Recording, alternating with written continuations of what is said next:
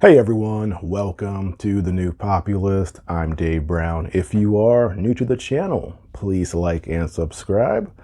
Well, it's been about a week since my last video where I said that Russia would not invade Ukraine. Well, I was dead wrong. They did invade Ukraine. And my thinking at the time was that this was a tactic for negotiations with the EU, with Putin. It turns out it was far more serious than we had anticipated, and here we are now, 4 to 5 days into this invasion of Ukraine.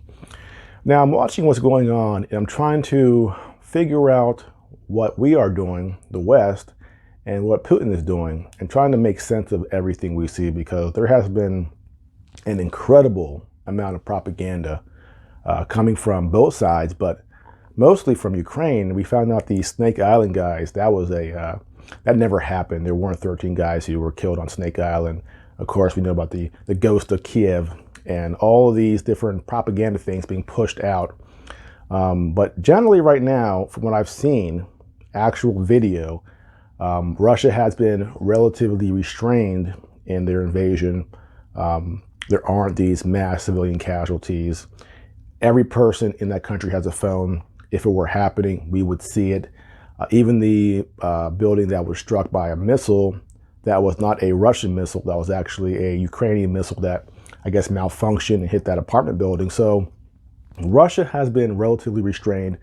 They don't want to flatten the country. They want to take the country over and still have the infrastructure there. So this is not because Putin's a great guy. Putin understands propaganda, and the more dead bodies there are seen on TV, the worse it is for him. And secondly, Ukraine and Russia have this relationship with each other, a lot of bonds with each other as far as their history and culture and everything. So he doesn't want to slaughter the Ukrainians. This is more about being pragmatic than being a nice guy.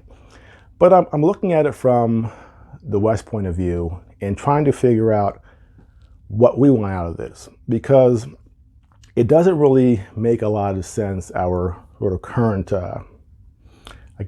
current view of this and why we think it's going on and what we're getting out of it. And there was that video by that professor at the University of Chicago talking about Ukraine being pushed into a meat grinder, being pushed by the West to get themselves crushed by Russia.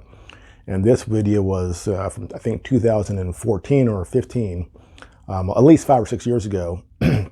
But he talks about the fact that the West is aggressively pushing Ukraine to some sort of confrontation with Russia, and that if this happened, it would get Ukraine crushed. Now, being very, very, very cynical, I'm thinking to myself, was that part of the plan? Now, again, I could be dead wrong here, and this is all speculation, but if he was able to see that Ukraine was basically walking into this Russian meat grinder, did our other elites, our CIA and State Department, not also have the same realization?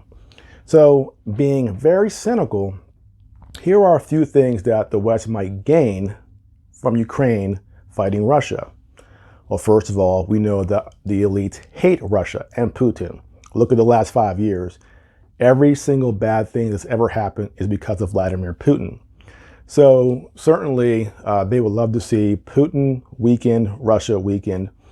And a good way to do that is to have your enemy fight a war or conflict that bleeds their resources.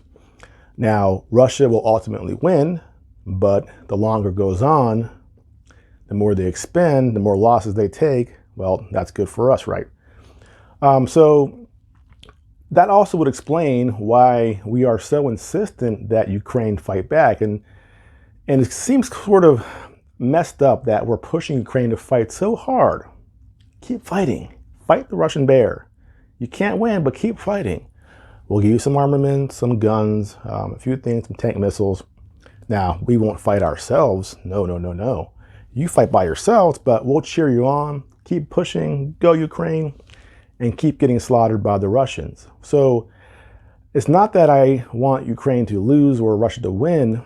I'm going, are you not just slaughtering yourself right now, or getting yourself slaughtered by fighting an enemy that you can't win?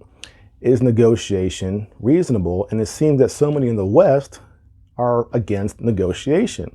They don't want Ukraine to negotiate.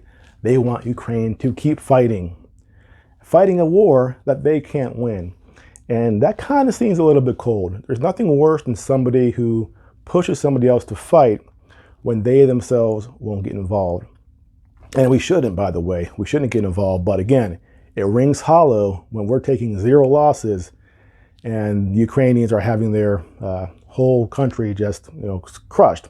Now, not crushed yet, but it might get to that point if we keep encouraging them to fight. But what else could they get out of this? Well, we know about the issue with gas. And what do they want in this country? They want us to get away from using gas, using fossil fuels to fight climate change.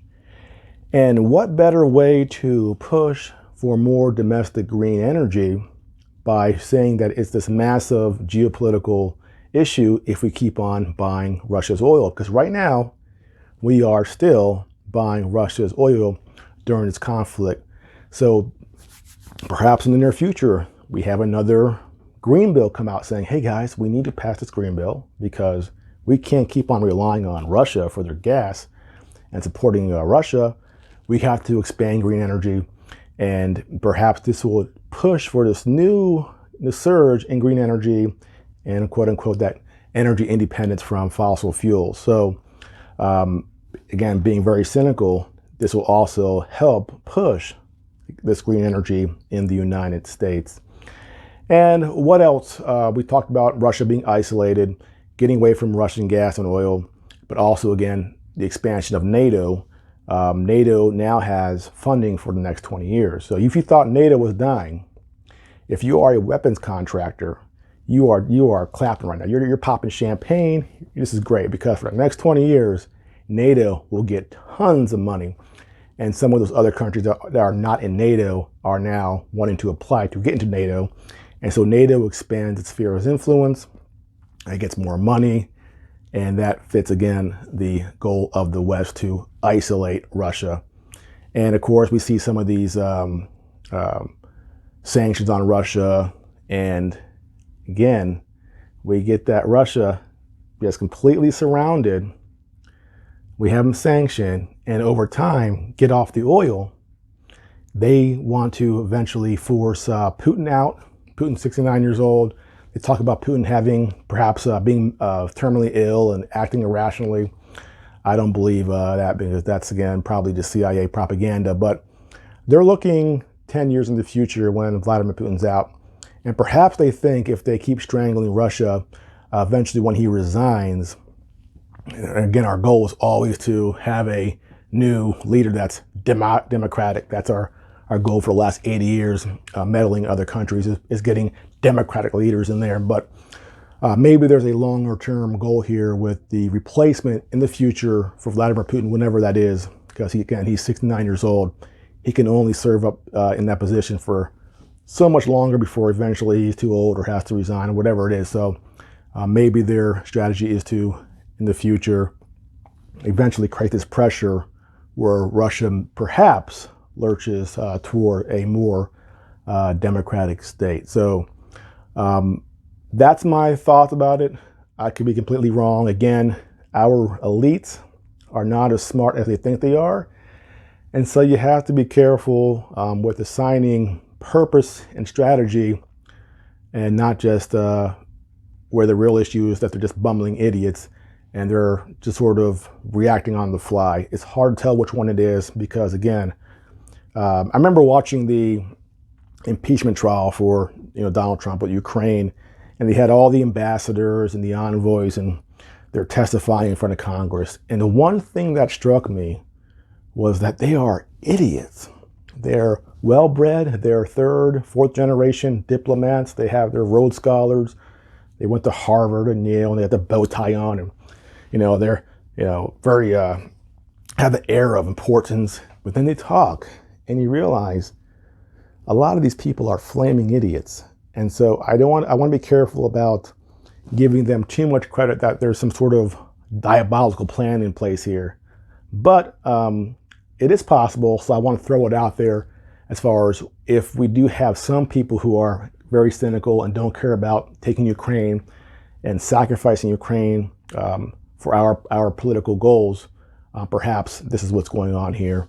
And it's not outside the realm of possibility that we do that. The United States has used other countries, people in other countries, to fight our geopolitical goals for decades. We will throw people in the meat grinder if it's good for the United States. We've done it a million times. Our CIA, State Department, funding things around the world. Not all of it is bad, but a lot of it definitely is pretty cold. A lot of innocent people die for our geopolitical goals in the United States, and we sort of ignore it because that happens in a third world country, so who cares, right? So those are my thoughts. We'll see how things unwind, whether or not Ukraine and Russia will negotiate and have some sort of a ceasefire. That's what I hope. I don't want to see Ukraine get leveled, and I don't want people to needlessly throw their lives away in a situation where they can't win. Noble, maybe, but being pragmatic, is it worth it? That's debatable. Well, that's it for now. Again, if you are new to this channel, please like and subscribe. I'll see you next time.